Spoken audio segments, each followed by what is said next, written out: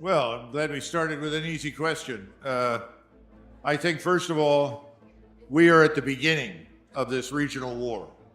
What's been happening to this point is not a regional war. This began because I think the Israelis miscalculated on the 7th of October. I think there's some evidence that they may have allowed that attack to happen in the hopes that this would build support for a crusade on their part against Gaza. I think most people would have been satisfied with whatever they did over a week or two. But when this campaign turned into a campaign of murder and expulsion, I think the Israelis put themselves on a very dangerous path. So they now have a problem on the West Bank as well as in Gaza. And now in the middle of all of this, they are turning on southern Lebanon, which they have always eyed as a potential expansion, but they want to destroy Hezbollah. The problem with all of this is that most of the Muslim world is watching, and the Muslim world is led, in most cases, particularly the Arabs, by governments that are, by their very nature, fragile and did not want to go to war. But they're losing the battle for peace. Their populations are enraged, particularly in Jordan and Egypt. I will be surprised if those governments last much longer. Wow. At the same time, you have Iran that is committed to Hezbollah because they are also Shiites. Just as they've supported the Houthis, who are Shiites, you also have a similar situation in Iraq with Shiite militias. We have tended to treat all of this as mindless terrorism directed exclusively at Israel and us. That's an oversimplification. When we were fighting ISIS, the Shiite militias in Iraq and the Shiites coming out of Hezbollah in southern Lebanon were allied with us against ISIS. They were of invaluable support for us. Now that that ISIS problem is largely but not completely defeated, we've now turned against them, largely because Israel has an agenda in the region. It wants to dominate.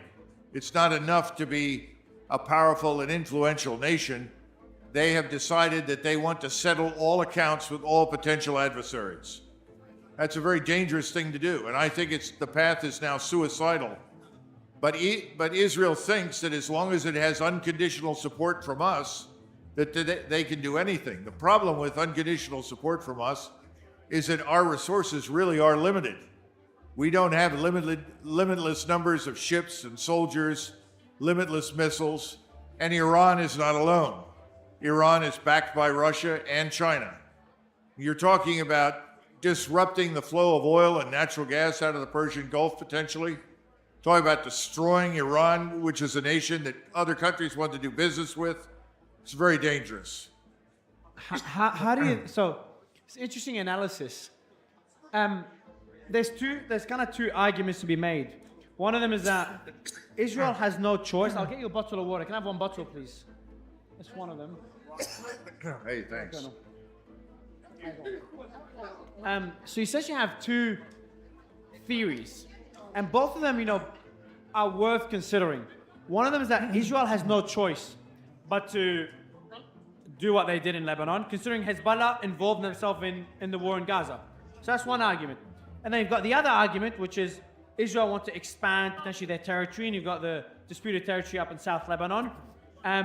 And this is a good opportunity to be able to do this. That Hezbollah gave them a reason to be able to do it and justify their actions.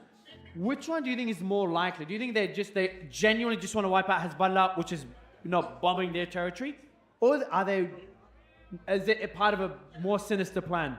Well, do the Israelis have to drive out or kill the inhabitants of Gaza? That's the first question.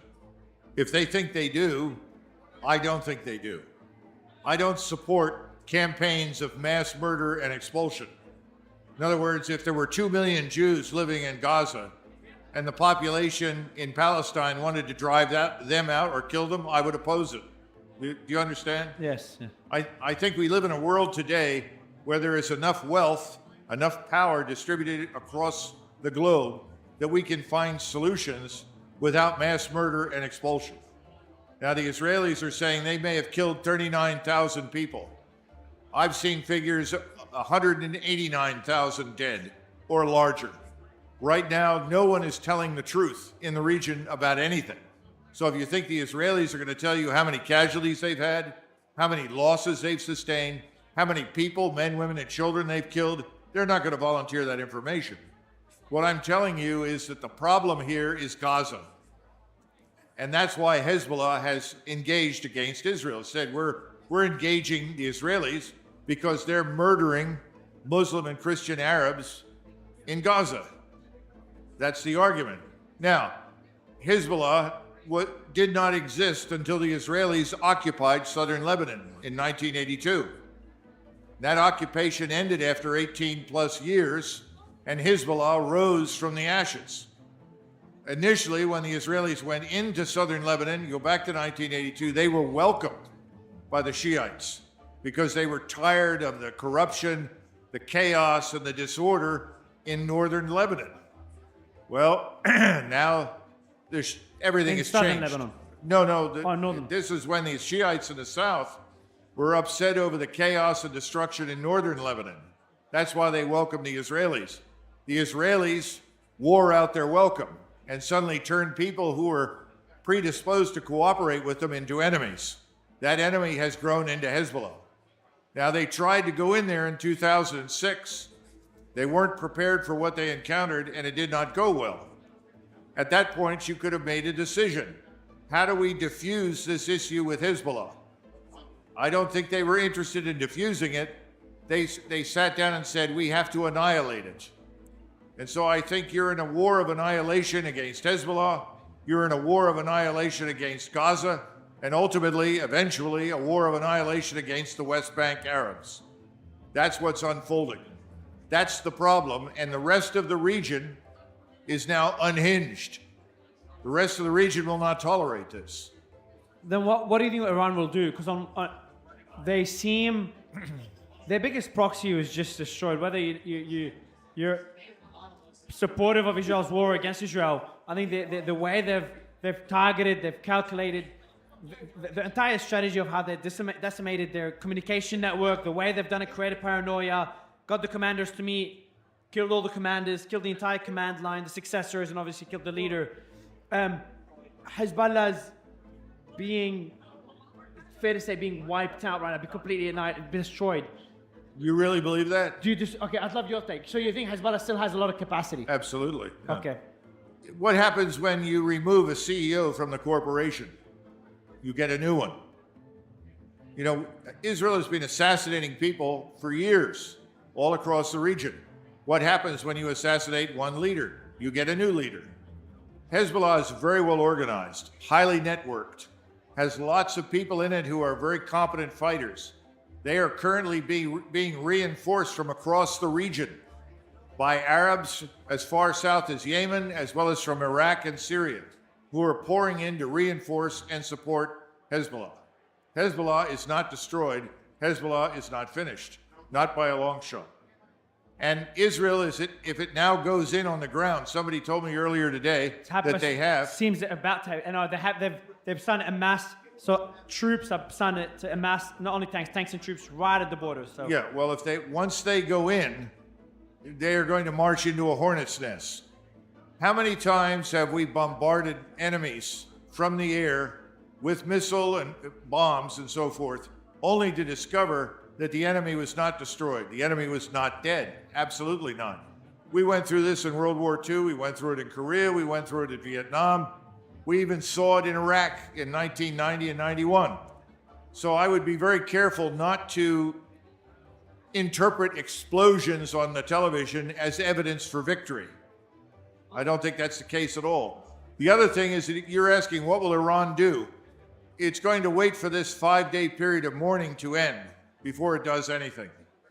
Then I think you will see the Iranians act. But the trigger for them has always been a ground invasion. They've made it very clear to Hezbollah, take the bombardment. You're prepared for it. You're dug in, hundreds of feet below the surface. Take the bombardment. If they come in on the ground, then we will engage. And I think you will see Iran directly attack Israel once it goes into southern Lebanon. That's scary to even imagine. Now, the thing to keep in mind is that's our cue, because we have carrier battle groups, over 1,000 jet fighters. But isn't We that have enough to thousands deter of- Iran? Yeah, they're not there to deter, to attack. But do you not think these carriers would deter Iran getting involved? This whole notion of deterrence is delusional. No one is deterred if they feel it's in their national interest, but if they feel that their existence is at stake, deterrence is irrelevant. Do you understand? If you push an enemy into a corner, you haven't deterred him. You've made him desperate. Iran is not going to be deterred from engaging in support of Hezbollah if the Israeli Defense Force goes in on the ground. The likelihood, in your opinion, of Israel and Iran reaching a peace agreement, essentially Iran being forced into a peace agreement now that all their proxies are being hit. Look, you can bomb anybody you want. That doesn't give you victory. The Shiite militias in Iraq are not destroyed. The Shiites that are armed and ready in Hezbollah are not destroyed. How much have we bombed the Houthis over the last several months? And every week you discover another tanker has been destroyed. Come on, wake up, smell the coffee. If you don't go in on the ground, you're not going to defeat anybody. Last question to you, Colonel. What should the U.S. do? How should the U.S. handle things in the state that it's in right now in the Middle East? Well, since as an American, I find the idea of mass murder and expulsion repugnant morally, I think most presidents that we've had in the past, Reagan pulled the plug on the Israelis in '82, and in Lebanon and elsewhere told them no more massacres. This is when they were going after the PLO with Arafat. We arranged for Arafat to leave the country and the PLO to go out. In 1973, after the Egyptians fought very well, the Israelis finally crossed the canal and wanted to go straight into Cairo and completely destroy the state. We stepped in and said no. In the past, Russia and America have worked together to set limits to how far these wars could go. Biden has set no limits. Biden is unconditionally supporting whatever the Israelis want to do, and the Israel lobby has more influence on the Hill in Congress than President Biden or anybody else. So right now, the only way to stop this is to tell the Israelis, we are suspending our aid to you until you halt what you are doing in Gaza, in the West Bank, in southern Lebanon. I see no evidence that we will do that. On the contrary, what I see is our readiness now, once the Iranians have responded to the Israelis. Remember, they have been waiting to launch a counterstrike in any case for what happened weeks ago. Once they attack, that's our cue, and I think you will see all our air and naval and missile power engage against Iran. That will be a regional war. That will bring Russia in, and I think Turkey will have to make some hard decisions.